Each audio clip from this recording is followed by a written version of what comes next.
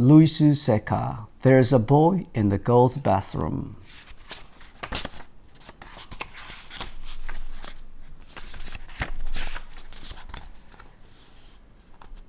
Bradley Choker sat at his desk in the back of the room. Last seat, last row.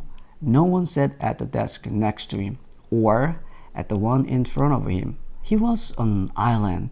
If he could have, he would have sat in the closet. Then he could shut the door so he wouldn't have to listen to Mrs. Abel. He didn't think she would mind. She's probably like it better that way too. So would the rest of the class. All in all, he thought everyone would be much happier if he sat in the closet, but unfortunately, his desk didn't fit. Class, said Mrs. Abel, I would like you all to meet Jeff Fishkin. Jeff has just moved here from Washington, D.C., which he, as you know, is our nation's capital. Bradley looked up at the new kid who was standing in the front of the room next to Mrs. Abel. Why don't you tell the class a little bit about yourself, Jeff? Urged Mrs. Abel. The new kid shrugged. There's no reason to be shy, said Mrs. Abel. The new kid mumbled something, but Bradley couldn't hear what it was. Have you ever been to the White House, Jeff? Mrs. Abel asked. I'm sure the class would be very interested to hear about that. No, I've never been there. The new kid said very quickly as he shook his head. Mrs. Abel smiled at him. Well, I guess we'd better find you a place to sit. She looked around the room. I don't see any place, except I suppose you can sit there at the back. No, not next to Bradley, a girl in the front row exclaimed. At least it's better than in front of Bradley, said the boy next to her. Mrs. Abel frowned. She turned to Jeff. I'm sorry, but there are no other empty desks. I don't mind where I sit, Jeff mumbled. Well, nobody likes sitting there, said Mrs. Abel.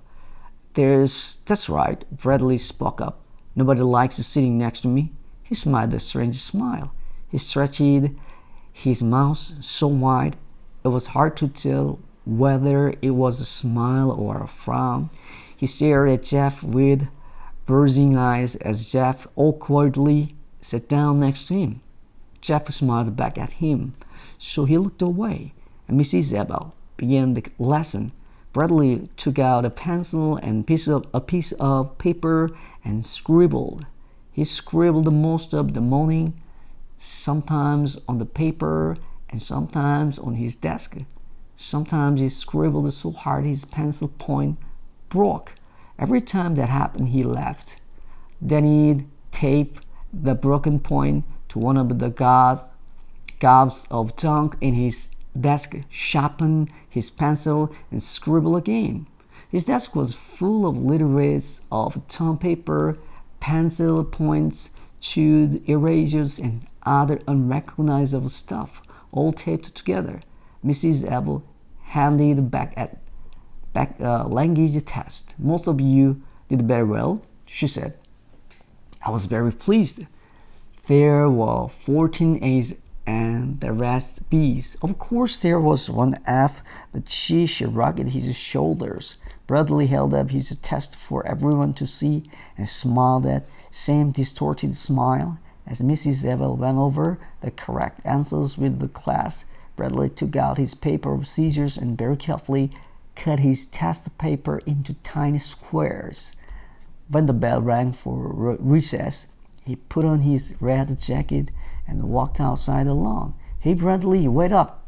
Somebody called after him. Startled, he turned around. Jeff, the new kid, hurried alongside him. Hi, said Jeff. Bradley stared at him in amazement.